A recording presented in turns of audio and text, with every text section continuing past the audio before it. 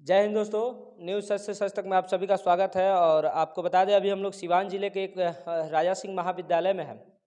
और अभी मेरे साथ जो व्यक्ति उपस्थित है, मैं इनका परिचय आपको बता दूं। इनका नाम हुआ डॉक्टर श्यामशंकर प्रसाद, जो एसोसिएट प्रोफेसर विभागाध्यक्ष भी है राजनीतिक विज्ञान के।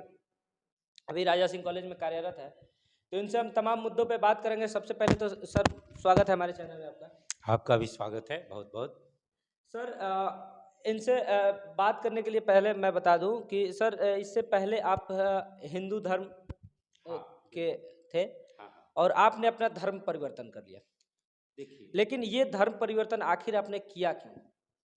हम इसको धर्म परिवर्तन के रूप में नहीं देखते हैं, इसको हम सुधार के रूप में देखते हैं।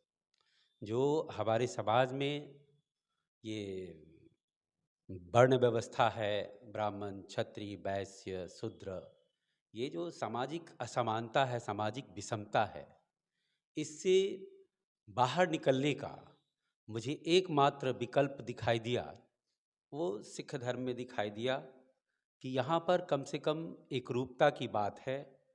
यहाँ ये ब्राह्मण, क्षत्रिय, वैश्य, शूद्र का कोई अवधारणा नहीं है। जो भी व्यक्ति सिख बनते हैं, सब सिंह कहलाते हैं। तो ये एकरूपता जरूरी था। मैं राजनीति विज्ञान विभाग में 2003 से ही यहाँ पढ़ा रहा हूँ। मेरा घर मुजफ्फरपुर ज़िले के मीनापुर ब्लॉक में सघरी गांव है, वहाँ पड़ता है।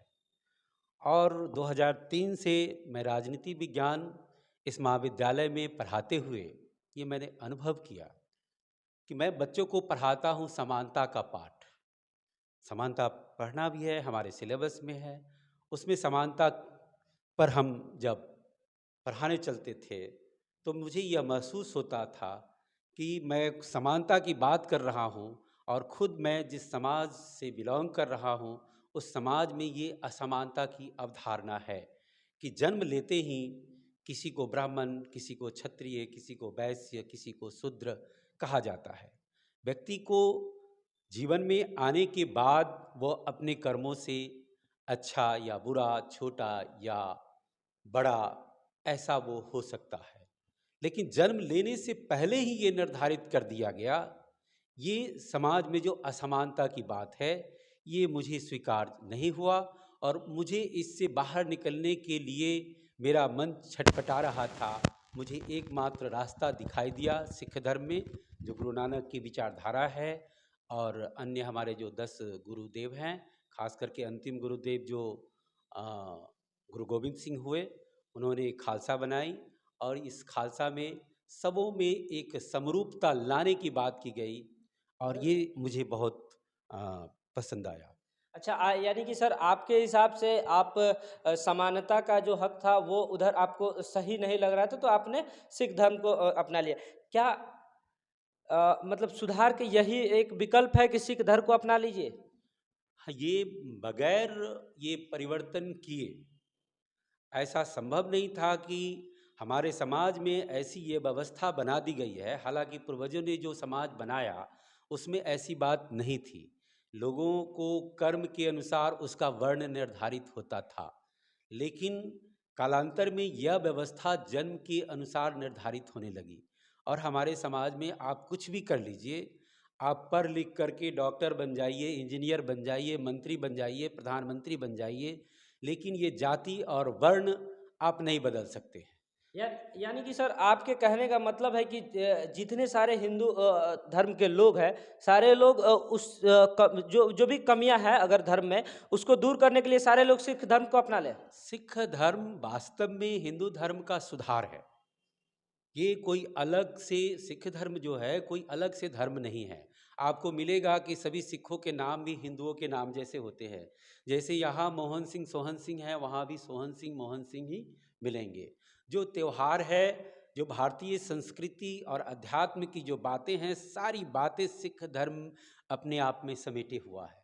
तो सिख धर्म कोई विदेशी धर्म नहीं है, कोई बाहरी धर्म नहीं है, बल्कि इसी भारतीय धर्म में जो सुधार है। अच्छा सर, आपने कहा कि पूर्वजों के समय इस तरीके का हिंदू धर्म में जो अभी कमी है उस वो कमी नहीं रहे। तो क्या एक सुधार का माध्यम वो नहीं बन सकता है कि जो उस कमी हो उसको हम लोग दूर करने का प्रयास करें, ना कि आपके कहने के मुताबिक हम लोग सिख धर्म मतलब अपना धर्म परिवर्तन करके ही कर लें? मैं फिर कह रहा हूँ, ये परिवर्तन की बात नहीं है, ये सुधार की बात है। तो तो सुधार तो सर ये उसमें भी किया जा सकता है ना सर? समाज में ऐसी जड़ता आ गई है कि आप देखते हैं ना कि कोई भी व्यक्ति माने किसी भी पद पर चले जाए, किसी भी ओहदे पर चले जाए, कोई भी काम करे, लेकिन ना उसकी जाति बदल सकती है, ना उसकी वर्ण बदल सकती है। ऐसी स्थिति में तो कोई दूसरा विकल्प नहीं था।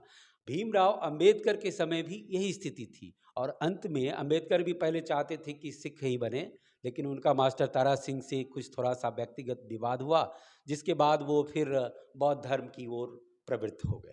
अच्छा सर, मतलब जो कमी थी पूर्वजों के समय नहीं थी, क्या उस कमी को भी दूर कर सुधार का एक प्रयास नहीं हो सकता है? नहीं, लोग सुधरने के लिए तैयार नहीं है। हमने अनुभव किया, दिखा दिया गया है, हर जाति अपनी जाति पर गर्व करता है, ब्राह्मण ब्राह्मण होने पर गर्व करता है, राजपूत राजपूत होने पर गर्व करता है, भूमिहार भूमिहार होने पर गर्व करता है। और समानता की बात नहीं, लोगों ने इसी चीज़ को वास्तविक स्थिति के रूप में स्वीकार कर लिया है, जातियों को वास्तविक रूप में स्वीकार कर लिया है। इसलिए इसमें सुधार की गुंजाइश मुझे नहीं दिखती। तो अगर सर अगर उसमें थोड़ा बहुत सुधार नहीं हो सकता है तो कहीं न कहीं ऐसा नहीं लगता है कि सारे लोगों, अगर आपके मुताबिक सारे लोग सिख धर्म को अपना लेते हैं, तो कहीं न कहीं हिंदुत्व का मतलब एक तरीके से कहें तो विलुप्त हो जाएगा, ये भी तो हो सकता है सर? नहीं, हिंदुत्व जैसी तो कोई बात है नहीं। सबसे पहले हिंदू तो हमारा नाम नहीं है। जैसे सिंधु घाटी सभ्यता हमारी है, तो ये सिंधु का उच्चारण हिंदू करते थे, जो तुर्क लोग आए, अरबियन लोग आए, उन लोगों के द्वारा। तो उन्होंने यहाँ रहने वाले, इस भौगोलिक क्षेत्र में रहने वाले लोगों के लिए हिंदू शब्द का प्रयोग किया, और उसी हिंदू शब्द से हिंदुस्तान शब्द बना। उसी तरह से अंग्रेज आए तो अंग्रेजी में इस सिंधु घाटी सभ्यता को इंडस वैली सिविलाइजेशन कहते हैं, और इस इंडस वैली सिविलाइजेशन से इसका नाम इंडिया उन लोगों ने रख दिया, अंग्रेजों ने रख दिया। तो ये जो नाम है, ये हिंदू का नाम दिया हुआ है, ये वास्तव में हमारा अपना नाम नहीं है, ये दूसरे के द्वारा दिया हुआ नाम है। मौलिक रूप से हमारे समाज में वर्ण व्यवस्था है, ये हमारा समाज वर्ण व्यवस्था के आधार पर ही संगठित रहा है, ब्राह्मण क्षत्रिय वैश्य शूद्र। आप देखेंगे कि पूरे भारत में एक भी व्यक्ति ऐसा पहचान अपनी बताने वाला नहीं मिलेगा जो ये कहे कि मैं हिंदू हूँ। यहाँ आप किसी से भी बात करें तो कोई कहेगा मैं राजपूत हूँ, कोई कहेगा मैं ब्राह्मण हूँ, कोई कहेगा मैं जादव हूँ, कोई कहेगा मैं पासवान हूँ, कोई कहेगा मैं चमार हूँ। ऐसा सभी लोग अपनी अपनी जातियों के आधार पर ही अपना परिचय देते हैं। कोई भी व्यक्ति हिंदू कह करके अपना परिचय नहीं देता है। तो और ये बात है। आपके सिख धर्म में क्या व्यवस्था है? वहाँ किस तरीके से लोग परिचय देते हैं? वहाँ सब लोग सिख होते हैं, और एकरूपता लाने के लिए, समाज में समरूपता लाने के लिए वहाँ पर वो सबका एक ही उपाधि होता है, सबको सिंह कहलाना पड़ता है, सब सिंह कहलाते हैं। अच्छा। अच्छा सर, जो भी लोग सिख धर्म में जाते हैं सबकी टाइटल एक होता है, हाँ, सबका परिचय एक होता है। हाँ। लेकिन क्या सिख धर्म में भी आपको कुछ ऐसा लगता है कि सुधार किया, मतलब कुछ सुधार योग्य उधर भी है, या फिर क्या चीज़ें मतलब कॉमन बेस पे बात करें तो क्या चीज़ें मतलब डिफरेंस है सिख धर्म और हिंदू धर्म में, जिसको थोड़ा मतलब मिटा देने से ये दूरी खत्म हो जाए?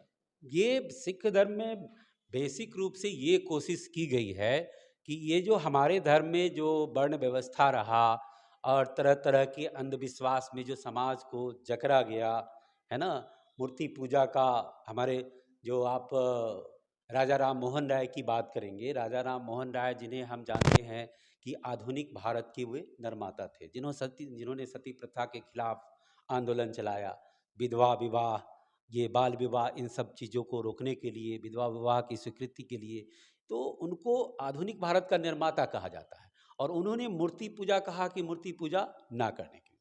तो सिख धर्म में भी यही है कि मूर्ति पूजा नहीं करनी है ना। तो ये एक तो मूर्ति पूजा की बात हो गई, एक अंधविश्वास की बात हो गई, पूरे समाज को एक अंधविश्वास में जकड़ करके रखा जाता है। तो इन सब चीज़ों से बाहर निकलने के लिए, है ना, ये सिख धर्म मुझे बहुत ही बेहतर लगा। तो कितना मिनट का हुआ है जी? तो हमारे साथ ये थे डॉक्टर श्याम शंकर सर। इनका मानना है कि जो भी हिंदू धर्म में कमियां हैं वो दूर नहीं हो सकती है, इसलिए सिख धर्म कोई अलग से नहीं है, हिंदू धर्म के ही मतलब सुधार है।